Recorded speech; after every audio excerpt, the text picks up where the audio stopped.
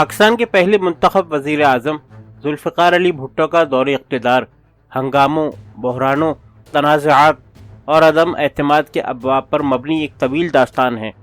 انہوں نے دسمبر سن 1971 میں اس وقت اقتدار سنبھالا جب پاکستانی قوم کو اپنی تاریخ کے شدید ترین بحران کا سامنا تھا۔ پاکستان کا وجود پارا پارا ہو چکا تھا، اس پر لگنے والے زخموں سے ابھی تک خون رس رہا تھا، اور بیرونی جارحیت کے نتیجے میں قوم کے حوصلے بڑی حد تک پست ہو چکے تھے۔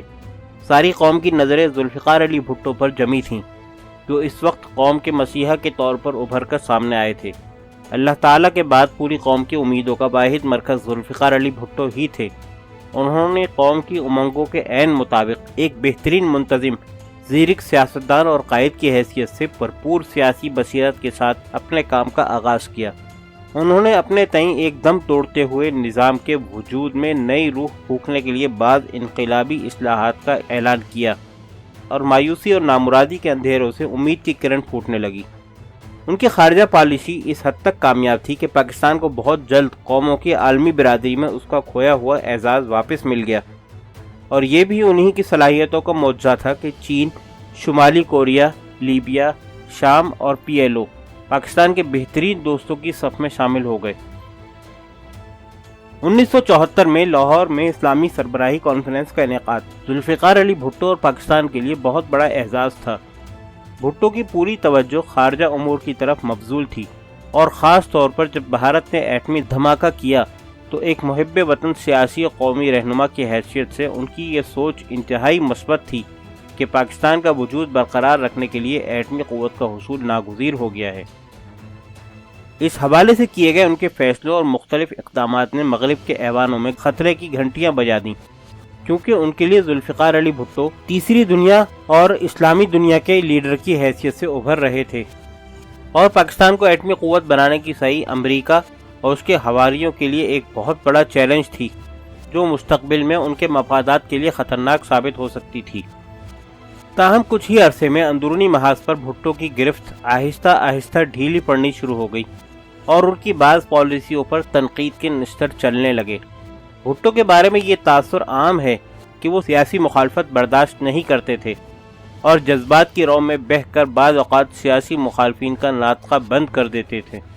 ان کی اسی انتقامی رویے نے ملک کی مختصر اپوزیشن کو ایک پلیٹ فارم پر لا کھڑا کیا، اور تمام چھوٹی چھوٹی اور بکھری ہوئی سیاسی جماعتیں یکجا ہو کر عوام کو سڑکوں پر لانے میں کامیاب ہو گئیں۔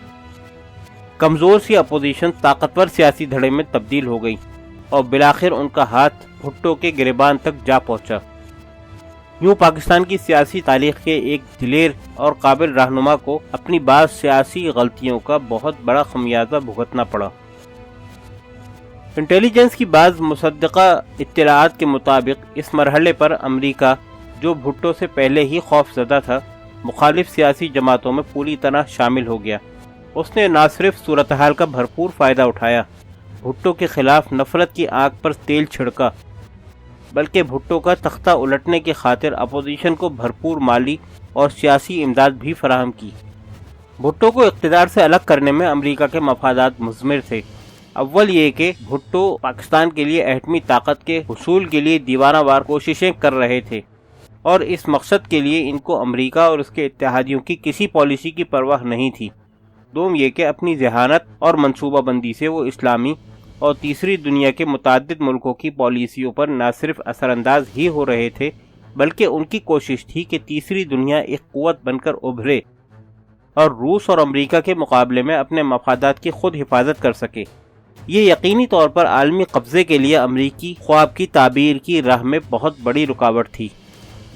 بھٹو کی سرگرمیوں نے علاقے میں امریکی مفادات کو سخت گزند پہنچانا شروع کر دیا تھا۔ 9 اگست 1976 کو امریکہ کے وزیر خارجہ ڈاکٹر ہنری کسنجر نے لاہور میں ذوالفقار علی بھٹو سے ایک خصوصی ملاقات کی، تاکہ پاکستان کو ایٹمی تکنیک کے حصول اور فرانس سے ایٹمی ری پروسیسنگ پلانٹ کے سودے سے روکا جا سکے۔ حالانکہ اس وقت تک پاکستان فرانس سے ایٹمی پلانٹ کے حصول کے لیے باقاعدہ معاہدہ کر چکا تھا، اور عالمی ایٹمی توانائی اتھارٹی کو اس ضمن میں تمام تحفظات کی ضمانت بھی دے چکا تھا۔ اس ملاقات کے دوران کسنجر کو اس بات کا بخوبی اندازہ ہو گیا کہ بھٹو کا فیصلہ اٹل ہے، اور وہ ہر حال میں پاکستان کو ایٹمی قوت بنانا چاہتے ہیں۔ مسٹر کسنجر نے جہاز پر سوار ہونے سے پہلے بھٹو سے کہا، مسٹر بھٹو، ہم تمہیں ایک عبرتناک مثال بنا دیں گے۔ اپنی بات کی مزید وضاحت کرتے ہوئے انہوں نے ایک اور مثال دی، مسٹر بھٹو، جب سامنے سے ریل گاڑی آتی دکھائی دے تو عقل مند پٹری سے ہٹ جاتا ہے۔ ذوالفقار علی بھٹو نے صرف مسکرانے پر اکتفا کیا اور ہنری کسنجر کو اپنا موقف منوائے بغیر واپس جانا پڑا۔ یہی ملاقات ذوالفقار علی بھٹو کے اقتدار کے زوال کا نقطۂ آغاز تھی۔ امریکہ نے فیصلہ کر لیا کہ ذوالفقار علی بھٹو کا وجود ختم کر دیا جائے، اور اس مقصد کے لیے اس نے اپنے شکاری کتے چھوڑ دیے۔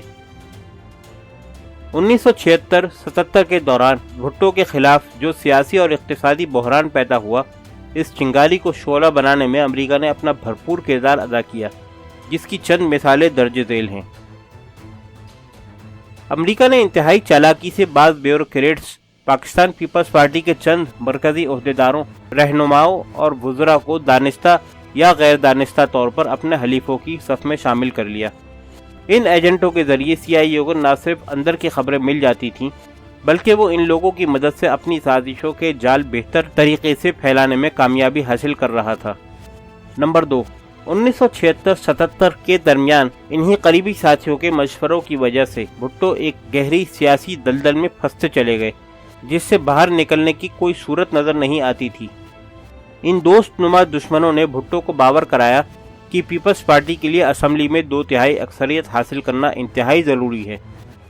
جن دنوں PNA کی تحریک زوروں پر تھی اور حالات سنگین سے سنگین تر ہوتے جا رہے تھے، ان قریبی ساتھیوں نے اس تحریک کو اسلحے کے زور پر دبانے کا مشورہ دیا، اور کچھ لوگوں نے تو بھٹو سے باقاعدہ ہتھیار سپلائی کرنے کا مطالبہ بھی کیا تاکہ اسلحے کے زور پر اس تحریک کو ختم کیا جا سکے، اور آخر کار بھٹو نے سنجیدگی سے اس مشورے پر غور کرنا شروع کر دیا۔ نمبر 3، USMAAG کے بعض افسروں کو جنرل ہیڈ کوارٹرز تک رسائی تو حاصل تھی ہی، اب انہوں نے سروسز ہیڈ کوارٹرز کے چیدہ پاکستانی افسروں کو اپنے قیمتی مشوروں سے بھی نوازنا شروع کر دیا۔ نمبر 4، بعض امریکی سفارتکاروں نے PNA کے متعدد رہنماؤں سے براہ راست دوستی کا شرف حاصل کر لیا اور ہر طرح سے ان کی امداد کرنے لگے۔ جن دنوں PNA کی تحریک عروج پر تھی، غیر ملکیوں کا ایک بڑا ریلا، جس میں زیادہ تعداد یہود اور نصارہ کی تھی، صحافیوں، فوٹوگرافروں، رپورٹروں اور سیاسی مبصرین کے روپ میں پاکستان آ پہنچا۔ بظاہر یہ لوگ کیمروں اور ٹیپ ریکارڈروں سے مسلح تھے، مگر درپردہ ان کے مقاصد کچھ اور تھے۔ ان کے پاس ڈالروں کی کمی نہ تھی، اور پاکستان میں بھی بعض خفیہ ہاتھ ان کی ہر قسم کی امداد کے لیے پہلے ہی سے موجود تھے۔ ان کے پاس تمام سیاسی رہنماؤں اور کارکنوں کے نام، پتے اور فون نمبر تک موجود تھے۔ لطف کی بات تو یہ ہے کہ گوری چمڑی کا جادو اس قدر چل چکا تھا کہ ہمارے کچھ سیاستدان اور چند بلند اور قداور قومی رہنما ایک نام نہاد سفید فام صحافی کی فون کال کے منتظر رہتے اور اس سے گفتگو کرنا اپنے لیے بڑا اعزاز سمجھتے تھے۔ ہر روز ISI کے پاس ان کی جانب سے بھیجی گئی خبروں کے ٹیلی گرام کا ایک ڈھیر لگ جاتا، جن کو پڑھ کر یہ اندازہ لگانا مشکل نہ تھا کہ ہمارے کچھ سیاستدان کس قدر بونے قد کے ہیں، اور وہ ان نام نہاد صحافیوں کو، جو دراصل CIA کے ایجنٹ تھے، قومی مفادات کے خلاف کیا کیا رپورٹ کرتے تھے، اور ان کی گفتگو سے آنے والے دنوں میں کیا کیا نقصانات پہنچ سکتے تھے۔ ہمارے چند سیاستدان تو بھٹو دشمنی اور حصول اقتدار کی دغدغوں میں یہ تک بھول گئے تھے کہ یہود و نصارہ کے ایجنٹ کبھی اسلام اور پاکستان کے دوست نہیں ہو سکتے۔ ان کی دوستیوں سے صرف ذوالفقار علی بھٹو کے زوال کے ڈرامے کے ابواب ہی مرتب نہیں ہو رہے تھے، بلکہ پوری پاکستانی قوم کی عزت نفس کے سودے بھی ہو رہے تھے۔ اس بات میں اب کوئی ابہام باقی نہیں رہا کہ متعدد امریکی سفارتکار بھٹو کے خلاف اس مہم میں نہ صرف ملوث تھے بلکہ اس کی مکمل نگرانی بھی کرتے تھے۔ لاہور میں امریکی قونصلیٹ جنرل کے پولیٹیکل آفیسر جین این گبن کا کردار اس حوالے سے خاصا فعال تھا۔ کئی ایک مقامی رہنما اس کی بھرپور امداد کر رہے تھے، اور مرکزی سطح کے چند سیاستدانوں سے مل کر وہ ایک سیاسی دلال کا کردار ادا کر رہا تھا۔ خاص طور پر جماعت اسلامی کے امیر مولانا مودودی اور شیرامالا گیٹ کے جمعیت علماء اسلام کے رہنما مولانا عبید اللہ انور کے ساتھ جین نے مسلسل ملاقاتوں اور رابطوں کا اہتمام کر رکھا تھا۔ امریکی مولانا مودودی کی سوچ اور دور اندیشی کو بہت اہمیت دیتے، اور سیاسی نوعیت کے مبہم نقطوں پر ان سے اظہار رائے کی درخواست کرتے رہتے۔ اس زمانے میں ذوالفقار علی بھٹو بھی مولانا مودودی سے ملاقات کے لیے گئے اور سیاسی مسائل پر گفتگو کی۔ یہ جین ہی تھا جس نے لاہور سے اسلام آباد میں امریکی سفارت خانے کے chief of political officer Howard B Schaffer کو یہ پیغام دیا تھا کہ پارٹی ختم ہو گئی، مال لٹ گیا، جس کے جواب میں بھٹو نے یہ مشہور جملہ کہا تھا، پارٹی ابھی ختم نہیں ہوئی، یاد رکھو ہاتھی کے کان بہت لمبے ہوتے ہیں۔ انہی دنوں ہمیں کراچی سے یہ اطلاعات موصول ہو رہی تھی کہ کھلی منڈی میں امریکی ڈالر کی زر تبادلہ کی شرح بڑی حد تک گر گئی ہے۔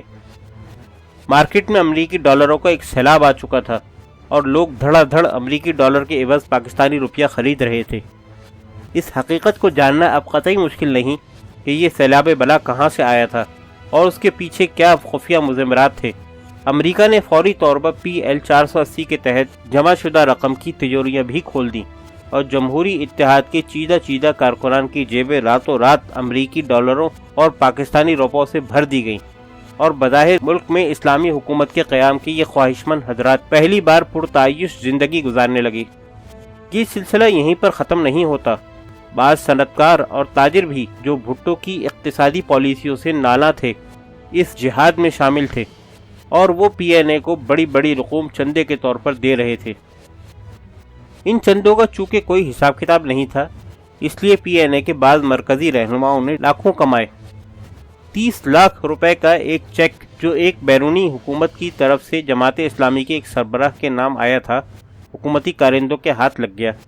اس کی ایک فوٹو کاپی سندھ کے وزیر اعلیٰ غلام مرتضیٰ جتوئی کو دے دی گئی، جو انہوں نے وزیر اعظم تک پہنچا دی۔ اپریل کے مہینے میں PNA کا ایک احتجاجی جلوس کوئنز روڈ سے گزر رہا تھا۔ جب یہ جلوس امریکن سینٹر کے قریب پہنچا تو USIS کے public affairs officer Christopher L Schulz کو اپنے ایک پاکستانی اسٹاف ممبر اجمل خان کے ساتھ سینٹر کی چھت پر دیکھا گیا۔ انہیں دیکھ کر جلوس میں شامل امریکی نمک خواروں نے اپنا نمک حلال کرنے کی خاطر امریکہ کی حمایت میں نعرے لگانے شروع کر دیے۔ رد عمل کے طور پر شلز نے بچوں کی طرح خوشی سے ہاتھ ہلا کر ان نعروں کا جواب دیا۔ وہ یقینی طور پر خوشی سے پھولا نہیں سما رہا تھا کہ امریکی فنڈز اور منصوبہ بندی بلاخر اپنے جوہر دکھا رہی تھی۔ اس حوالے سے پاکستان ٹائمز لاہور کی 4 مئی 1977 کی اشاعت میں ایک لکھاری مسٹر M.A. بھٹی کا شائع ہونے والا خط سامعین کی دلچسپی سے خالی نہ ہوگا۔ انہوں نے لکھا، زندہ باد مرد آباد۔ میں وزیر اعظم ذوالفقار علی بھٹو کی 28 اپریل کی قومی اسمبلی میں کی گئی تقریر کا حوالہ دینا چاہتا ہوں، جس میں انہوں نے راولپنڈی کے ایک جلوس میں کارٹر مرد آباد کے نعروں پر امریکی سفارت خانے کا حکومت پاکستان سے احتجاج ذکر کیا تھا۔ 19 اپریل کو امریکن سینٹر کے سامنے سے گزرتے ہوئے PNA کے ایک جلوس کے شرکاء نے کارٹر زندہ باد کے نعرے لگائے۔ اس وقت سینٹر کی چھت پر سینٹر کے ایک امریکی آفیسر کرسٹوفر شلز اور ایک پاکستانی ملازم محمد اجمل خان موجود تھے، جنہوں نے ان نعروں کے جواب میں انتہائی خوشی کا اظہار کیا اور جلوس کے شرکاء کا ان نعروں پر ہاتھ ہلا ہلا کر شکریہ ادا کیا۔ میں امریکی سفارت خانے سے صرف یہ پوچھنا چاہتا ہوں کہ انہوں نے یہ واقعہ پاکستان کے محکمہ خارجہ کو رپورٹ کیوں نہ کیا اور کارٹر مرد آباد کے نعروں پر احتجاج کرتے ہوئے کارٹر زندہ باد کے نعروں کو کیوں بھول گئے۔ بھٹو کو برطرف کرنے کا یہ امریکی منصوبہ اس قدر مضبوط تھا کہ 4 جولائی 1977 کو جب PNA اور پاکستان پیپلز پارٹی کے درمیان مذاکرات کا آخری دور ہوا اور دونوں جماعتیں ایک متفقہ سمجھوتے پر پہنچ گئیں، تو PNA کی مذاکراتی ٹیم کے ارکان مفتی محمود، نوابزادہ نصر اللہ اور پروفیسر غفور نے اس بات کا اعلان بھی کر دیا کہ ذوالفقار علی بھٹو نے مذاکرات کے دوران جو تجاویز پیش کی ہیں وہ انہیں قبول ہیں، مگر اس اعلان کے ساتھ ہی air marshal retired Asghar Khan, Pir Pagaro, Begum Nasim ولی خان اور مولانا نورانی نے اس معاہدوں کا نہ صرف تسلیم کرنے سے صاف انکار کر دیا بلکہ ان تینوں رہنماؤں کی حیثیت کو بھی چیلنج کر دیا۔ اس سے بخوبی اندازہ لگایا جا سکتا ہے کہ ان لوگوں کی ڈور کس کے ہاتھ میں تھی اور کون اس ڈور کے دوسرے سرے پر بیٹھا اپنی خواہش کے مطابق اسے ہلا رہا تھا۔ بھٹو کی پھانسی کے احکامات۔ جن دنوں پاکستان سپریم کورٹ میں نواب محمد احمد خان کے قتل کے الزام میں لاہور ہائی کورٹ سے دی جانے والی سزائے موت کے خلاف ذوالفقار علی بھٹو کی اپیل پر بحث ہو رہی تھی، ہمارے ایک دوست نے، جسے USIS کے ٹیلکس روم تک رسائی حاصل تھی، مجھے موسٹ ارجنٹ کا خصوصی کوڈڈ پیغام بھجوایا۔ پیغام کی اہمیت کو سمجھتے ہوئے میں فوری طور پر طے شدہ مقام پر پہنچا۔ راولپنڈی کے راجہ بازار میں پرانے کپڑے فروخت کرنے والوں کی ایک فٹ پاتھ برانڈ مارکیٹ تھی، جہاں اس وقت گاہکوں کا ہجوم تھا۔ میں نے دوست سے آنکھوں ہی آنکھوں میں گفتگو کی۔ اس نے ایک کاغذ ریڑھی پر رکھے ہوئے ایک کوٹ کی جیب میں ڈال دیا۔ میں نے فوری طور پر وہ کوٹ خرید لیا اور وہ پرچہ لے کر ایک قریبی فوٹو کاپی شاپ پر پہنچا اور فوٹو کاپی کروا کر اصل پرچہ اسی انداز میں ایک دوسری ریڑھی پر پڑے ایک کوٹ کی وساطت سے اسے واپس کر دیا۔ میں فوری طور پر دفتر واپس آیا تاکہ اس پیغام کا متن صحیح طور سے پرکھا جا سکے۔ میں نے راستے میں بھی اس پیغام کو پڑھنے کی کوشش کی، مگر صرف اتنا جان سکا کہ یہ واشنگٹن سے بھیجا ہوا ایک ٹیلی گرافک پیغام ہے۔ دفتر واپس آ کر جب میں نے اس پیغام کو ڈیکوڈ کیا تو مجھے یہ پڑھ کر شدید حیرت ہوئی کہ واشنگٹن سے پاکستان میں اپنے دفتر کو یہ ہدایت دی گئی تھی کہ بھٹو کا پھانسی کے تختے تک پہنچنا یقینی بنایا جائے۔ اس پیغام میں بعض جنرل آفیسرز کی ریٹائرمنٹ اور تبادلوں کے بارے میں بھی ہدایات موجود تھیں۔ میرے لیے یہ پیغام انتہائی غم و غصے کا باعث تھا۔ یہ پاکستان کے اندرونی معاملات میں ایک طرح کی کھلی مداخلت کے مترادف تھا۔ ہمارے پاس بھٹو کیس میں امریکی مداخلت اور امریکہ کے ملوث ہونے کے اور بھی کئی ثبوت موجود تھے، مگر یہ پیغام بین الاقوامی سفارتی آداب کی خلاف ورزی کی انتہا تھی۔ امریکہ نے اپنے طور پر اس وقت بھٹو کی موت کا پروانہ جاری کر دیا تھا، جبکہ ابھی ان کا کیس پاکستان کی اعلیٰ ترین عدالت میں حتمی فیصلے کا منتظر تھا۔ پہلے بھی ہمارے پاس اس بات کے ثبوت تھے کہ بھٹو کے وکلاء لاہور کے فلیٹیز ہوٹل کے ایک کمرے میں بھٹو کے دفاع کے لیے جو پوائنٹس تیار کرتے تھے، ان کی کاپی اگلے روز عدالت شروع ہونے سے پہلے سرکاری وکیل کے پاس پہنچ جاتی تھی۔ بہرحال دفتر پہنچتے ہی میں سیدھا ڈائریکٹر جنرل انٹیلیجنس جنرل ریاض کے پاس گیا اور انہیں وہ پیغام دکھایا۔ انہوں نے اس پیغام کو بار بار پڑھا۔ ان کا خیال تھا کہ یہ پیغام خود ساختہ اور مقامی طور پر تیار کیا ہوا ہے تاکہ ہمیں غلط راستے پر لگایا جا سکے۔ تاہم یہ فیصلہ کرنا جنرل صاحب کے لیے بھی مشکل تھا کہ اس طرح کے پیغام سے کسی مقامی ادارے یا شخص کو کیا فائدہ پہنچ سکتا ہے۔ بہرحال خاصی گفتگو کے بعد ہم نے یہ فیصلہ کیا کہ ہم پیغام اڑانے والے دوست سے اس کی صداقت کی مزید گواہی طلب کریں۔ میں نے رات گئے اسے بلوا لیا اور جنرل صاحب صبح کی سفیدی نمودار ہونے تک اس سے سوالات کرتے رہے۔ پیغام بالکل درست تھا اور اسے خود ساختہ قرار دینا ہمارے دوست کی دیرینہ دوستی کو الزام دینے کے مترادف تھا۔ اس کے باوجود یہ کاغذ کا ٹکڑا ہمارے لیے ابھی تک ایک معمہ تھا۔ جنرل ریاض نے فیصلہ کیا کہ ہمیں کسی اسپیشلسٹ سے رجوع کرنا چاہیے۔ چنانچہ ہم دوسری صبح اسے لے کر جنرل جیلانی کے پاس پہنچے، جو اس وقت سیکرٹری جنرل ڈیفنس تھے۔ انہوں نے اسے بغور دیکھا اور کہنے لگے، ISI والوں کو انتہائی محتاط رہنے کی ضرورت ہے۔ غیر ملکی طاقتیں ہمارے معاملات میں غیر معمولی دلچسپی لے رہی ہیں۔ جنرل جیلانی کے یہ الفاظ ہمارے ذہنوں کی وہ گرہیں نہ کھول سکے جنہیں لے کر ہم ان کے پاس گئے تھے۔ وہاں سے واپسی پر جنرل ریاض نے کہا کہ ہمیں اس کی قانونی حیثیت پر رائے حاصل کرنی چاہیے۔ مسٹر جسٹس شمیم حسین قادری ان دنوں لاہور ہائی کورٹ کے چیف جسٹس تھے۔ ان کے ساتھ ہمارے پرانے مراسم تھے۔ مجھے ان کی ذہانت اور پیشہ ورانہ صلاحیت پر پورا بھروسہ تھا۔ میں اگلی فلائٹ سے لاہور گیا اور انہیں یہ پیغام دکھایا۔ وہ بھی یہ فیصلہ تو نہ کر پائے کہ یہ پیغام درست ہے یا خود ساختہ، تاہم انہوں نے ان الفاظ میں اس معاملے پر اپنی رائے کا اظہار کیا۔ قانونی طور پر ذوالفقار علی بھٹو کو پھانسی نہیں دی جا سکتی، اولاً اس لیے کہ وہ اس مبینہ قتل میں براہ راست ملوث نہیں ہیں، ثانیاً اگر ہوئی تو بھی موت کی سزا متفقہ نہیں ہوگی۔ ججوں کی آراء میں واضح اختلاف لگتا ہے اور مجھے یقین ہے کہ عدالت عظمیٰ کے جج بھی متفقہ فیصلہ نہیں دیں گے۔ چیف جسٹس کے یہ الفاظ پیغام کی صحت کے بارے میں مجھے قائل کرنے کے لیے کافی تھے اور مجھے یقین ہو گیا کہ بھٹو کو ضرور پھانسی دے دی جائے گی۔ اگر بھٹو قانونی طور پر موت کی سزا کے حقدار ہوتے تو اس پیغام کی کوئی ضرورت نہ تھی۔ یہ پیغام بلا شبہ بھٹو کے عدالتی قتل کا حکم نامہ تھا۔ ہم نے اس پیغام کی کاپی صدر ضیاء کو بھجوا دی۔ ایوان صدر میں اس کا کیا رد عمل ہوا، اس بات کا ہمیں علم نہیں۔